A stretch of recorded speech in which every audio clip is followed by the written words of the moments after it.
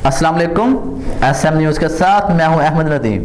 खबरों का सिलसिला बढ़ाते हुए खबर शामिल करते हैं चिन्योट से। खेतों में काम ना करने की सजा, इलाका जमींदारों ने साथियों के साथ मिलकर 2 बच्चियां अगवा कर ली। गरीब खानदान मदद के लिए प्रेस कॉन्फ्रेंस पहुंच गया। बच्चियां वापस दिलवाई जाएं, वज़ीर आज़म, वज़ीर आला और IG पंजाब से मुतालबा। इसी हवाले से मज़ीद तफसीलात जानते हैं अपने नुमाइंदे मोहम्मद अफजल रमाना से। जी अफजल, आगाह कीजिएगा।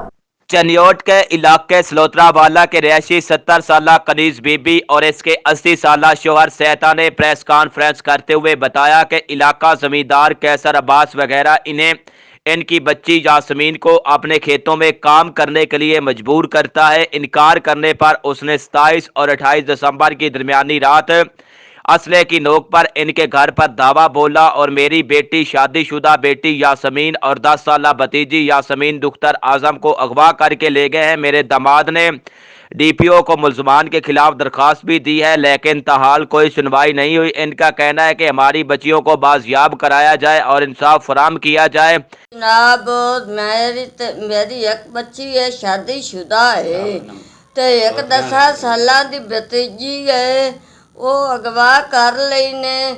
ਸਾਡੇ ਜੀ ਸਲੋਤਰੇ ਵਾਲੇ ਦੇ ਜੀ ਜਨਾਬ, ਤੇ ਮੈਥੋਂ ਕੰਮ ਨਹੀਂ ਹੋ ਸਕਦਾ। ਤੇ नंबर 12 में रह रहा है अपने साथ तो भूल बंडा कोई नहीं, अपना मजदूरी करके रोटी खा रहा है। तो साड़ियाँ बच्चियाँ दोवें साडा ने काम करो, साथ तो काम जी नहीं होंदा।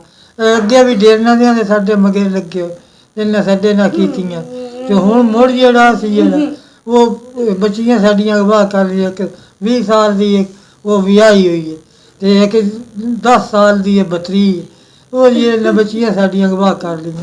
ये अस जो सारे जेड़े इन्होंने उत्ते आए सिलोतरे चाहे पुलिस वाले वो इन्हों की इमदाद करते, साड़ी करता कोई नहीं।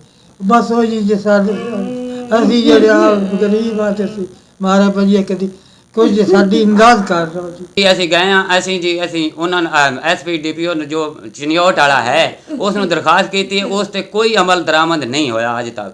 ਅੱਜ 7-8 ਦਿਨ ਹੋ ਗਏ ਨੇ, ਅਸੀਂ ਰੋ ਧੋ ਕੇ ਮੁੜ ਫਿਰ ਇੱਥੇ ਆ ਇਹਨਾਂ ਦੇ ਅੱਗੇ ਰਿਕੁਐਸਟ ਕਰਦੇ ਪਏ ਹਾਂ मीडिया आगे कि जे साड़ी इस दी कोई हल निकल आवे। कैमरामैन मोहम्मद आरिफ डक्कू के साथ मोहम्मद अफजल रमाना, चिन्योट। बहुत शुक्रिया अफजल तफसीलात से आगाह करने के लिए।